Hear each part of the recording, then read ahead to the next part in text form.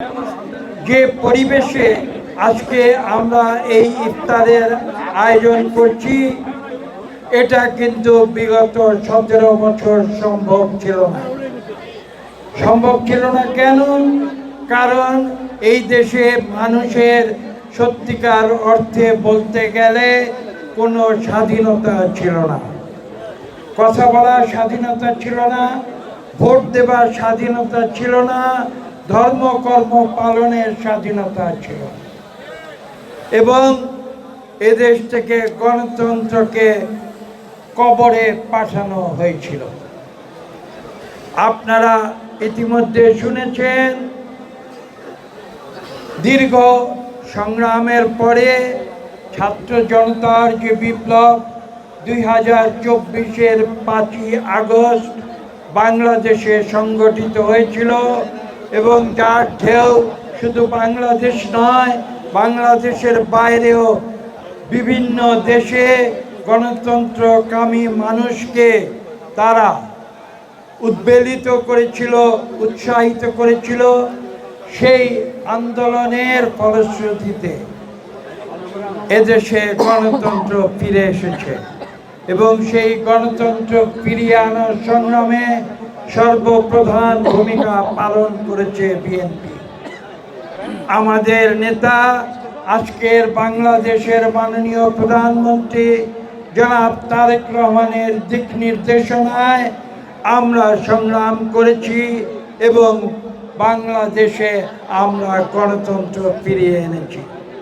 আপনারা জানেন, বিগত 12ই ফেব্রুয়ারি একটি সুষ্ঠু নিরপেক্ষ নির্বাচনের মাধ্যমে, আপনারা একটু আগে শুনেছেন, এই পলাশের 5টি সিটে প্রত্যেকটি সিট থেকে বিএনপি জয়লাভ করেছে, ধানের শীষ জয়লাভ করেছে।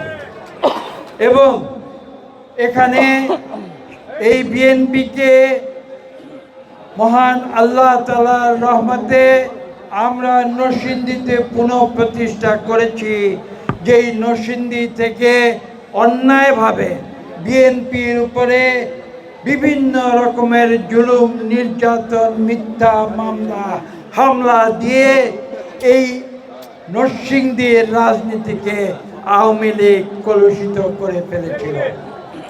আজকে মুক্ত পরিবেশে আমরা নিঃশ্বাস নিতে পেরে আমরা মহান আল্লাহ তাআলাকে ধন্যবাদ জানাই, এবং পাশাপাশি আমরা এই বিশ্বাস করি যে আগামীতে জনাব তারেক রহমানের নেতৃত্বে বাংলাদেশের মানুষ এদেশের মানুষের সকল গণতান্ত্রিক অধিকার ফিরিয়ে দেবে। ইতিমধ্যে আপনারা লক্ষ্য করেছেন যে এই নির্বাচনের ফলশ্রুতিতে এদেশে একটি গণতান্ত্রিক সরকার গঠিত হয়েছে। যে গণতান্ত্রিক সরকার গঠনের মূল উদ্দেশ্য হচ্ছে এদেশের মানুষের কাছে তাদের সকল মৌলিক অধিকার ফিরিয়ে দেয়া। এই কার্যক্রম ইতিমধ্যে শুরু হয়েছে। কিছুক্ষণ আগে আপনারা জনাব খায়রুল কবির খোকন, আপনাদের নির্বাচিত এমপি, তার মুখে আমাদের বিএনপির কার্যক্রমের কিছু বর্ণনা শুনেছেন।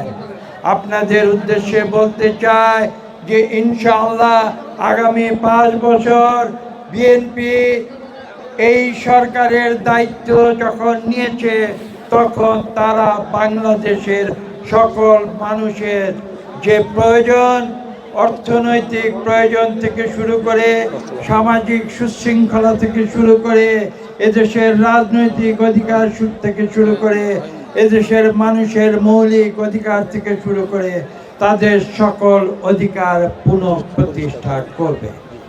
এবং এই উদ্দেশ্যে আমরা রাজনীতি করি।